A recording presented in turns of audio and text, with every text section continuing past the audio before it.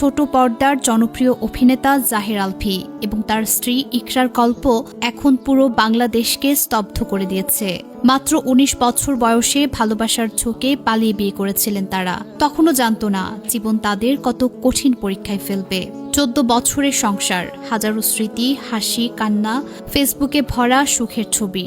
সবাই দেখে ভাবত কি সুন্দর জীবন, কিন্তু জীবন তো ফেসবুকের ফিল্টার নয়। হাসির পিছনে কি যে লুকিয়েছিল কেউ জানে না।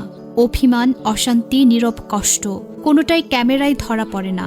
আজ ২৮ ফেব্রুয়ারি ২০২৬ দুপুর ১:৩০ থেকে ১১:১২টার দিকে রাজধানীর মিরপুর ডিওএইচএস নিজের বাসায় ইকরা নিজেকে শেষ করে দিল। পুলিশ উদ্ধার করেছে ছোট্ট দেহ। ইকরার স্বামী জাহের আলভী তখন নেপালে শুটিংয়ে। খবর পেয়ে ভেঙে পড়েছেন। ফেসবুকে লিখেছেন হৃদয় ছিঁড়ে যাওয়ার কথা। আজ দুপুরে মিরপুর ডিওএইচএস এর বাসায় আমার স্ত্রী ইকরা করেছে।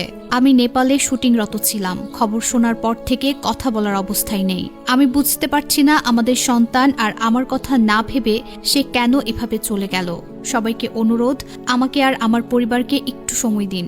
সন্তানের ভবিষ্যতের কথা ভেবে বিভ্রান্তিকর কিছু ছড়াবেন না। সবাই ইকরার জন্য দোয়া করবেন।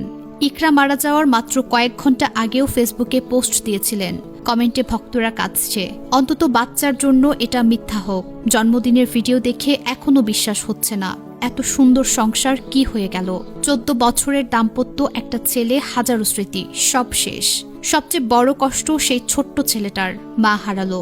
বাবা হয়তো একদিন নতুন করে জীবন শুরু করবেন, কিন্তু মা আর ফিরবে না। জীবন মানে এই না যে সবকিছু দেখা যায়। অনেক কিছু লুকিয়ে থাকে গভীরে। অনেক কষ্ট চুপচাপ খেয়ে ফেলে মানুষ, আর কখনো সহ্যের সীমা ছাড়িয়ে যায়। ইকরা, তোমার জন্য দোয়া, তোমার ছেলের জন্য শক্তি চাই। এই শোক কখনো পুরোপুরি যাবে না, কিন্তু স্মৃতি নিয়ে বাঁচতে হবে।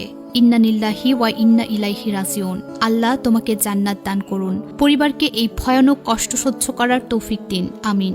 জাহের আলভী ও ইকরার এই মর্মান্তিক ঘটনা আমাদের মনে করিয়ে দেয় যে জীবন কখনো ফেসবুক বা সোশ্যাল মিডিয়ার ছবির মতো সহজ ও হাসি খুশি নয়। হাসি মুখের আড়ালে লুকিয়ে থাকে কষ্ট, অশান্তি, ভাঙন। যদি আমরা শুধু বাহ্যিক দৃশ্য দেখে বিচার করি, তা কখনো পুরোপুরি সত্য বোঝাতে পারে না। এই শোকে সবচেয়ে বেশি ক্ষতিগ্রস্ত হলো তাদের সন্তান।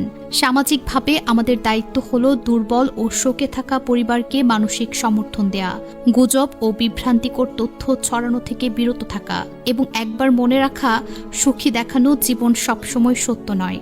এই মর্মান্তিক কাহিনী আমাদের জন্য একটি বড় শিক্ষা। মানবিক দৃষ্টি, সংবেদনশীলতা এবং পরিবার ও সন্তানের প্রতি যত্ন সবচেয়ে বড় মূল্যবান।